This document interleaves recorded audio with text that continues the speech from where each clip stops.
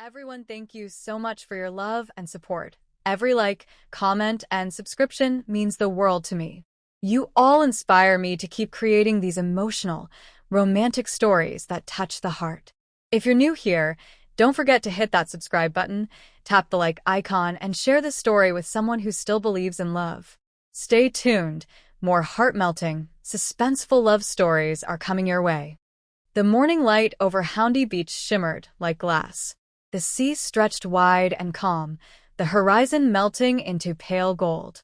Tourists were beginning to arrive, their laughter carried by the wind, but Stella Okafor was already on duty, whistle hanging from her neck, red rescue float by her side, eyes scanning the endless blue. At 26, Stella had learned to live by rhythm, the rhythm of the waves, the pulse of danger beneath beauty.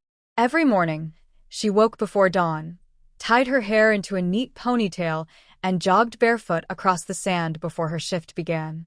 The ocean was her peace, her purpose, and her escape from everything she'd left behind in Nigeria. She loved Korea, or at least the quiet moments of it. The way the sun touched the water at sunrise. The sound of seagulls over the smell of roasted squid. The shy smiles of the locals who still whispered foreigner when she passed by. But it was home for now. She sat at her observation post, sipping iced coffee, watching a group of teenagers splash near the buoys. Her partner, Sumin, waved from a distance. "Another day, huh?" he called out. "Another day without drama, hopefully," she replied with a grin. Famous last words. It started subtle, a sound beneath the noise of waves. A shout. Then another. Stella's gaze snapped toward the east end of the beach. A man was struggling in the water. Not the usual tourist flailing. This was deeper, desperate. His head bobbed once, then vanished beneath a crest of foam. She was on her feet before thought caught up. "Someone's drowning," she shouted, sprinting down the sand. Her feet pounded against the shore, muscles moving on instinct. She dove into the sea, the shock of cold hitting her skin, salt filling her lungs as she kicked hard, cutting through the current. The man surfaced again, gasping, arms heavy as if the ocean itself was pulling him down. He wasn't calling for help anymore. He was fighting just to stay alive. "I've got you," Stella shouted, grabbing his arm and locking her rescue buoy under his chest. He thrashed weakly, water choking his words. "No, no police." "What?" she gasped, dragging him closer to shore. "Just breathe." His strength was gone. His head lolled back, eyes half shut, dark hair plastered to his face. He was tall, too heavy, but adrenaline made her fierce. She didn't stop until his body hit sand. "Move," she barked to the crowd forming around them. "Give him air."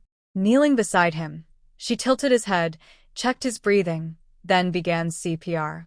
1, 2, 3, 4. She pressed, counting aloud, ignoring the tremor in her arms. "Come on, breathe." Then he did, coughing seawater, chest heaving violently as his eyes flew open.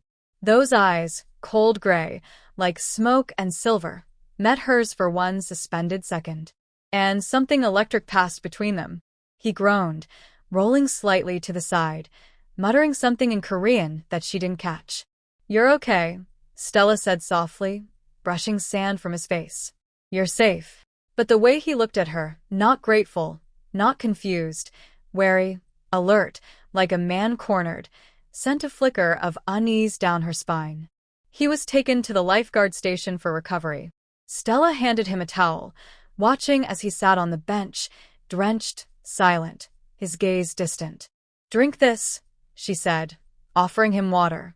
He hesitated before taking it, his hand brushing hers briefly, calloused, scarred, controlled.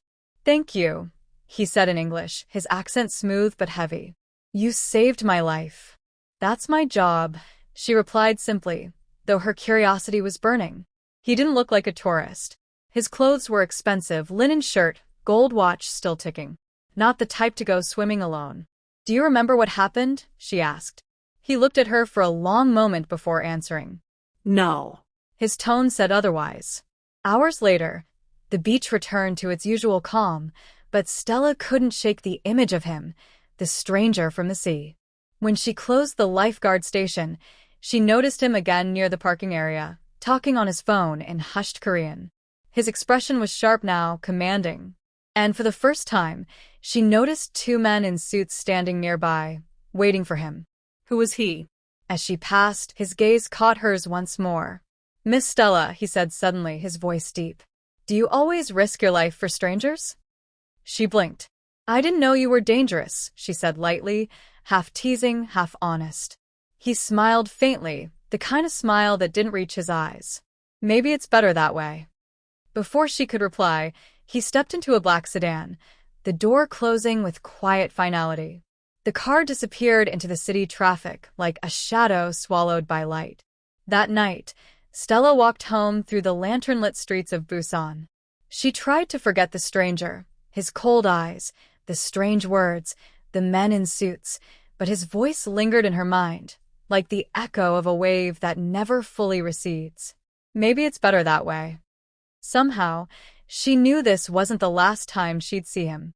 And she was right. Because that very night, as she closed her apartment door, she found something tucked beneath it, a small silver cufflink engraved with a serpent. The same symbol she'd glimpsed on his wrist when she pulled him from the water. 3 days passed. The sea stayed calm, the sun relentless. By noon, the beach was alive, children chasing waves, vendors shouting, surfboards slicing through the foam. To everyone else, it was just another summer afternoon in Busan. But for Stella Okafor, it felt different. Every sound seemed sharper, every face too familiar, every moment heavy with the memory of the man she had saved. Jae-hyun. That name had replayed in her mind since she found the silver cufflink outside her door, the one with the serpent engraving. She had locked it away in a small wooden box beneath her bed, telling herself it meant nothing. Still, each night she dreamed of gray eyes and dark water. At the lifeguard tower, Sumin noticed her distraction. "You're spacing out again," he said, tossing her a bottle of cold barley tea. She caught it with a small smile. "Just tired. Or thinking about the handsome guy you dragged from the sea?" he teased. "I saw the way he looked at you." Stella rolled her eyes. "He almost drowned, Sumin. People look strange when they're half-conscious." "Strange, sure. But not that kind of strange." He wiggled his eyebrows and laughed. "You should have seen yourself, full drama mode like a movie." She shook her head, laughing despite herself. "You're hopeless." But as she turned back toward the horizon, her smile faded. There, standing near the shoreline, dressed in black slacks and a crisp shirt, was the same man, Jae-hyun. He was watching her, not in a threatening way, but with a focus so steady it sent a chill through her. The sunlight glinted off his dark hair, now neatly styled, and she could see that he looked fully recovered, too recovered for someone who nearly drowned days ago. He began walking toward the tower, each step deliberate, unhurried. Sumin leaned closer. Is that who I think it is?" "Stay here," Stella said quietly, climbing down the ladder. Her feet sank slightly into the sand as she approached him. "You shouldn't be here," she said, stopping a few feet away. "You were lucky the first time." "I wanted to thank you properly," Jae-hyun replied, voice smooth but edged with something unreadable. "And to return this." He held out his hand. Resting in his palm was the missing cufflink, the twin to the one she'd found under her door. Her heart skipped. "How did you—" "I think you picked it up the day of the accident," he interrupted gently. "It must have fallen." She took it hesitantly, eyes flicking up to his. "You came all the way here for a cufflink?" "No," his gaze softened. "I came because you saved me and I didn't even ask your name properly." "Stella," she said quietly. "Stella Okafor."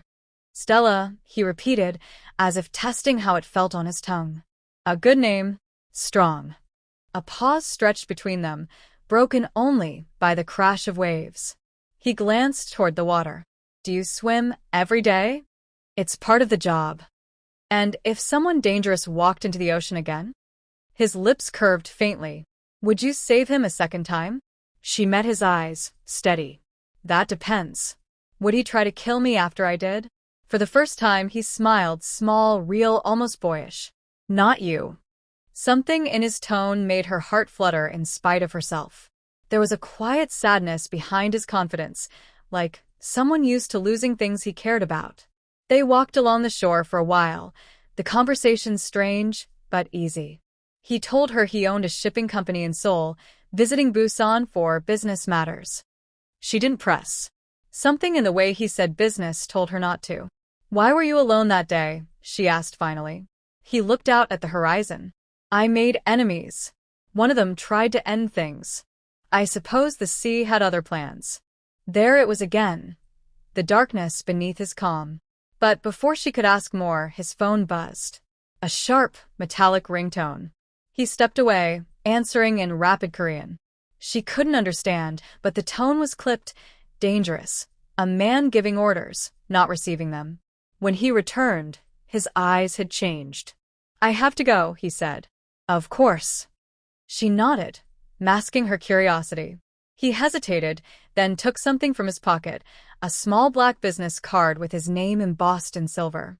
"If you ever need help," he said, handing it to her, "call this number. Any time, day or night." She frowned. "Help?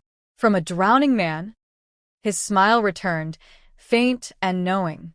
Looks can be deceiving. And just like that, he turned and walked away, leaving her standing in the sunlight, his card warm in her hand. That evening, Stella stayed late, watching the last orange light fade over the water. She should have thrown the card away. She didn't. Instead, she slipped it into her lifeguard bag, beside the silver cufflink she hadn't returned. Both felt like pieces of a puzzle she didn't yet understand. When she finally left, the beach was empty, or so she thought. From a distance, half hidden behind a row of parked scooters, a man watched her leave. He spoke into a small earpiece in Korean. "She's the one." The girl who pulled him out.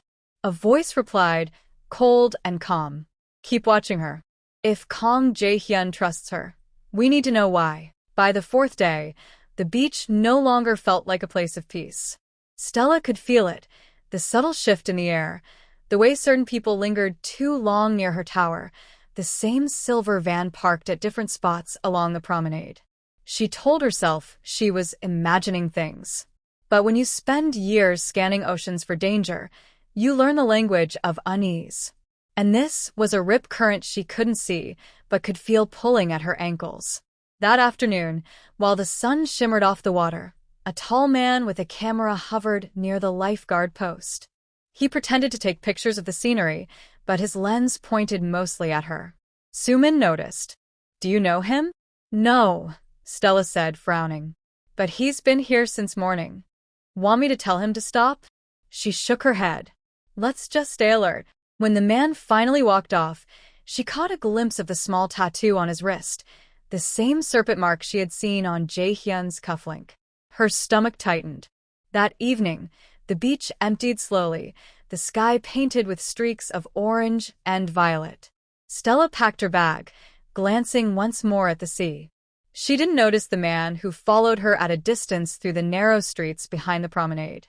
At the corner near her apartment, a black car pulled up quietly beside her. "Get in," a familiar voice said through the roll-down window. Her heart jumped. It was Jae-hyun. "What?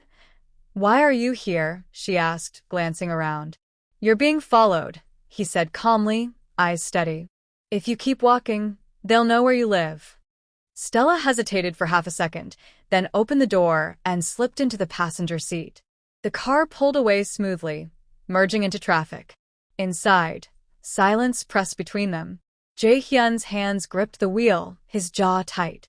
He wore a simple black shirt, sleeves rolled, a faint bruise still visible near his collarbone. "Who are they?" she asked quietly. "My problem," he said. "You shouldn't be involved." "Too late for that," she replied. "They're following me because of you." He exhaled slowly, turning down a side street toward the harbor. "I didn't want this to happen. I thought I could keep you out of it." "Out of what exactly?" she pressed. "You keep talking in circles, Jae-hyun. Who are you really?" He didn't answer immediately. Instead, he parked beside an empty warehouse facing the water, the kind of place that looked forgotten by the city. Finally, he said, "You should have left me in the sea." The words hit her like a wave. She turned to him, anger sparking beneath her fear. You think saving someone's life is a mistake? For me, maybe it was, he said quietly. People who get close to me don't stay safe for long. His eyes met hers, gray, haunted, too honest. And for the first time, she saw the exhaustion behind his composure.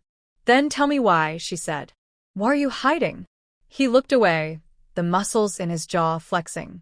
I run a company, he said slowly, but not the kind that makes the news. The men who followed you, they belong to someone who wants what I control. Which is? Power, he said simply. And information. Things that destroy people. She stared at him, trying to make sense of it. So you're what? Some kind of criminal? His lips curved in a bitter half-smile. Depends who you ask. For a long moment, neither spoke. The sound of the sea filled the silence, calm, distant, deceptively innocent. Then Stella said quietly, You're still bleeding. He frowned. What? She reached forward before he could protest, fingers brushing the side of his ribs where his shirt was torn slightly. A thin line of blood seeped through the bandage she'd stitched days ago. You shouldn't be moving around, she said. You're not healed. I've been worse, he murmured, eyes locked on her hand. The space between them felt charged, fragile. The smell of salt and engine oil in the air, her heartbeat loud in her ears. He didn't move away, and for a moment, neither did she. You risk your life too easily, she whispered. And you save strangers without asking who they are, he countered softly. A small smile tugged at her lips. Maybe that's my flaw. Or your strength. His gaze lingered a second too long, steady, unreadable, yet full of something unspoken. Then, as if catching himself, he turned away and started the engine. I'll have someone keep an eye on you, he said. Just until this settles. I don't need protection. You do now, he said firmly. He dropped her off near her street, making sure no one followed. Before she stepped out, he handed her a small earpiece. If something feels wrong, press the button once. I'll find you. She stared at it, torn between disbelief and curiosity. You always come prepared like this? Occupational habit, he said. And what occupation is that exactly? He looked at her, a faint glint in his eyes. The kind that makes people disappear. Before she could reply, he was gone, the black car melting into the city lights. That night, Stella couldn't sleep. She sat by her window, the earpiece on the table beside her, the silver cufflink next to it. Both glinted faintly under the glow of the street lamp outside, two symbols of a world she didn't belong to but was now part of. Somewhere out there, men were watching her. Somewhere out there, Jae-hyun Kong was fighting battles he couldn't name. And for reasons she couldn't explain, she felt more afraid of losing him than of the danger itself. The morning after the warehouse conversation, the world seemed deceptively normal. Tourists filled the boardwalk. Vendors shouted about cold drinks and grilled corn. The ocean glittered under a pale blue sky. But Stella's mind was elsewhere. She'd slept little. Every sound outside her apartment, motorcycles, footsteps, a car door slamming, had felt like a threat. She kept replaying Jae-hyun's words, people who get close to me don't stay safe for long. And yet, she hadn't thrown away the earpiece. At the lifeguard post, Sumin noticed her unease. You okay? He asked, tossing her a towel. I'm fine, she said too quickly. He grinned. You're a terrible liar, Stella. If it's about that guy. It's not, she cut in, then softened her tone. It's just been a long week. Sumin shrugged and headed toward the surf zone, leaving her alone in the tower. The day passed slowly. She kept scanning the beach, but not for swimmers. She looked for the silver van, the tattooed man, any sign that someone was still watching. At sunset, she finally saw it, a dark SUV parked by the rocks at the far end of the shore. Tinted windows. Engine off. Waiting. Her pulse quickened. She pressed the earpiece once. Jae-hyun, she whispered. Static hissed. Then his low voice came through, calm but alert. Where are you? Still at the beach. I think someone's here again. Stay inside the tower. Don't move. I'm coming. Her breath caught. How far? 5 minutes. The next minute stretched like hours. The SUV door opened. Two men stepped out, their movements deliberate, practiced. One held a phone, pretending to film the ocean. The other scanned the crowd. Then both began walking toward the tower. Stella's hand gripped her rescue buoy. If they came closer, she'd bolt toward the water, toward people, anything. But before she could move, another car pulled up sharply behind the SUV. A man stepped out, tall, in a black coat despite the heat. His presence froze the air. Jae-hyun. Even from a distance, his calm radiated danger. The two men exchanged quick words with him. One reached inside his jacket. Then Jae-hyun moved. Too fast to follow. A flick of motion, a sharp gesture, and both men backed off. They returned to their car, doors slamming, engine roaring as they sped away down the coastal road. When the noise faded, Jae-hyun looked up at the tower, straight at her. He joined her minutes later, breath steady, eyes hard. "They won't bother you again," he said. Stella exhaled shakily. "Who were they?" "People who think hurting you will hurt me." He leaned against the railing, the wind tugging at his shirt. "They were wrong. You can't just scare people away forever," she said. "What happens next week? Next month?" His gaze softened. "Then I deal with it. You go on living. And if they come for me again?" He took a slow step toward her. "Then I'll be there first." The conviction in his voice made something inside her tremble, half fear, half something deeper. "You shouldn't have to protect me," she said. "Maybe I need to." His eyes locked with hers. "For once, protecting someone feels right." The words hung between them. The wind carried the scent of salt and sunscreen and his faint cologne. When she spoke, her voice was barely a whisper. "Why me, Jae-hyun?" "Because you looked at me like I was worth saving." He reached out, brushing a strand of hair from her face. The touch was light, reverent, almost questioning. She didn't pull away. The world around them faded. The laughter, the waves, the hum of the city, until there was only the space between their breaths. Then, slowly, he drew back, as if reminding himself of the line neither of them should cross. "I'll have someone watching from a distance," he said quietly. "Trust him. He won't approach unless there's trouble." Stella nodded, heartbeat still racing. "And you?" "I have things to fix," he said. "But I'll be back." He gave a small bow, habit, grace, farewell, and walked away down the wooden steps. She watched him blend into the crowd until only his shadow remained on the sand. That night, the beach lights reflected off the dark water. Stella stood barefoot at the edge, the tide curling around her ankles. For the first time in years, the ocean felt different, no longer a place of safety, but of promises and secrets. Behind her, someone watched from a parked motorcycle, the same tattooed man Jae-hyun had sent to guard her. When he spoke into his earpiece, his voice was low. "She's safe for now." A reply came through, faint under the noise of the sea. Good. Keep her that way. No matter what it costs. The ocean had always been her refuge. Now it was her reminder.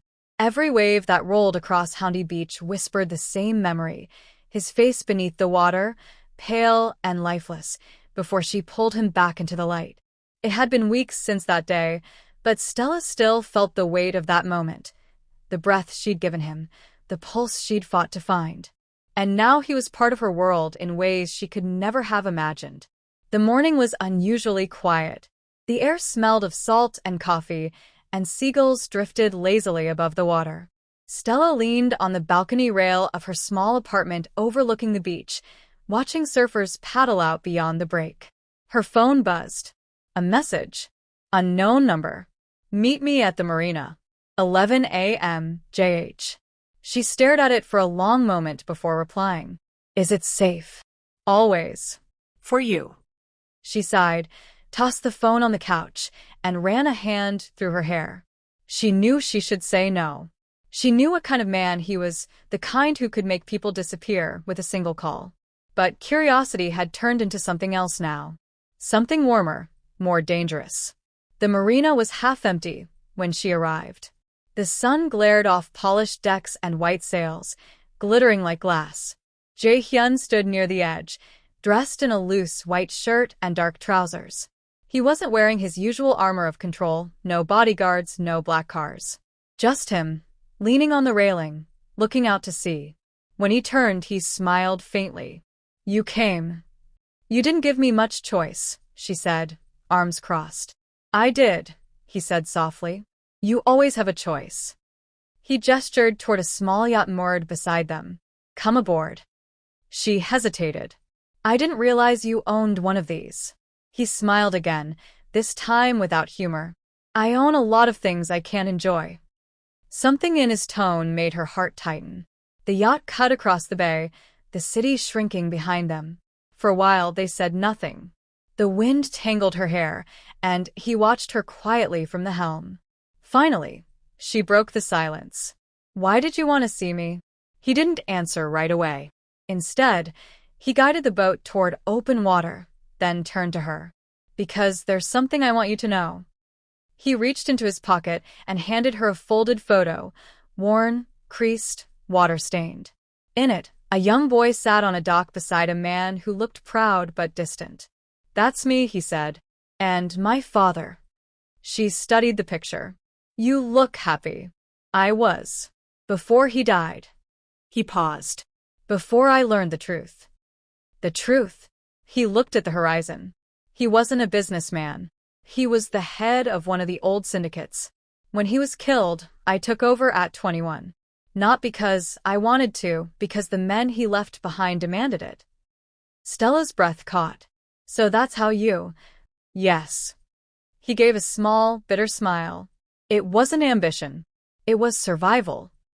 For a moment, the only sound was the wind. Then she asked quietly, "Do you regret it?" "Every day," he said. "But regret doesn't erase blood." They drifted for a while in silence. Stella sat beside him, their shoulders almost touching. "You know," she said, "most people would kill for your kind of power." "And you?" he asked. She smiled faintly. "I just want peace." He looked at her, really looked, as if trying to imagine what that peace might feel like. "I envy that," he said.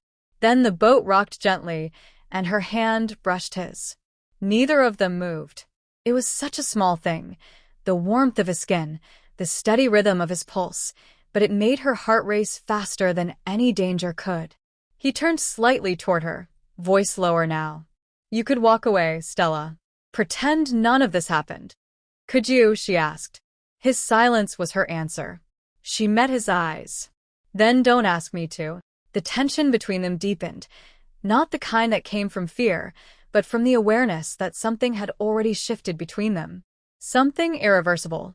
Later, as the sun dipped toward the sea, they returned to the dock. He helped her step off the boat, his hand lingering a little longer than necessary. "I'll have someone drive you home," he said. "I can manage," she replied, smiling slightly. "I've survived this long." He chuckled softly. "You make it sound easy." "Maybe it is," she said, then turned to go, but stopped when he spoke again. "Stella." She looked back. "If things ever get dangerous, go to the pier near the lighthouse. There's a safe house there. Ask for Minjae." Her pulse quickened. "Dangerous how?" He didn't answer, only said, "Promise me you'll remember." She nodded slowly. "I will." That night, back in her apartment, Stella lay awake listening to the sound of the waves. She thought of the way he'd looked at her, not like a man used to control, but like someone afraid of losing it. She wasn't sure what scared her more, the danger around him, or the way she was beginning to need him. Outside, the sea glimmered under the moonlight, endless and unknowable. Somewhere across the city, Jae-hyun stood in his office, watching the same water through a glass window. In his hand was a phone. On the screen, her photo, saved from the marina's surveillance feed. He stared at it for a long time before setting the phone down and whispering to no one. "What have you done to me, Stella?"